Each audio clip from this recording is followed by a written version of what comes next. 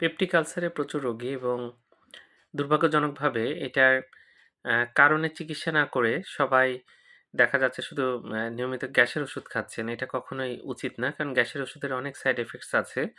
আপনার যে আলসার হচ্ছে বা পেপটিক আলসারটা কেন হচ্ছে সে কারণটা বুঝতে পারলে আপনি এটার সঠিক চিকিৎসা পাবেন। প্রথমত হচ্ছে ব্যথার ওষুধ। আমাদের দেশে প্রচুর মানুষ ব্যথার ওষুধ খায়।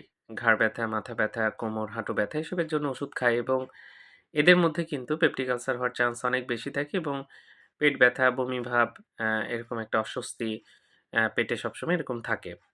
তো যাক ব্যথার ওষুধটা হুটহাট খাবেন না। আপনি নিয়ম মেনে চেষ্টা করবেন এবং বেশ কিছু নিরাপদ ব্যথার ওষুধ আছে। সেগুলো খাবেন ডাক্তারের পরামর্শ নিয়ে। তাহলে কিন্তু আপনার পেপটিক আলসার হওয়ার চান্সটা অনেক কমে যাবে। এটাই কিন্তু প্রধান কারণ। বিভিন্ন ট্র্যাডিশনাল মেডিসিন আমাদের দেশে অনেকে ব্যবহার করেন এবং দুর্ভাগ্যক্রমে এইসব ট্র্যাডিশনাল মেডিসিনে স্টেরয়েড দেয়া হয়। স্টেরয়েড দীর্ঘদিন খেলে কিন্তু পেপটিক আলসার হতে পারে এবং এটা প্রচুর রোগী পাওয়া যায়। দেখা যাচ্ছে উনি বলেন যে, "না আমি কোনো ওষুধ খাই না, আমি ওই ওষুধগুলো খাচ্ছি।" আমরা বুঝে ফেলি যে এটা থেকে পেপটিক আলসার হচ্ছে। এটা একটা কারণ।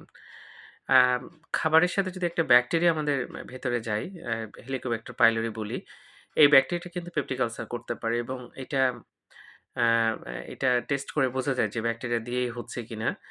তারপরে সেটা ব্যাকটেরিয়া দূর না করলে সেই পেপটিক আলসার কিন্তু আপনার শুধু ওষুধ খেয়ে ভালো হবে না। এটা নির্দিষ্ট অ্যান্টিবায়োটিক লাগবে। আরেকটা বিষয় সেটা হচ্ছে অ্যালকোহল বা আমাদের যে স্মোকিং বলা হয় খারাপ অভ্যাসগুলো, এসবও কিন্তু পেপটিক আলসারের জন্য অনেকটাই দায়ী।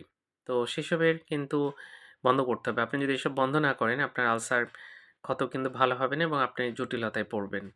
তো যাক আমরা নিয়ম মেনে চললে কিন্তু পেপটিক আলসারের হাত থেকে অনেকটাই বাঁচতে পারবো। ধন্যবাদ সবাইকে।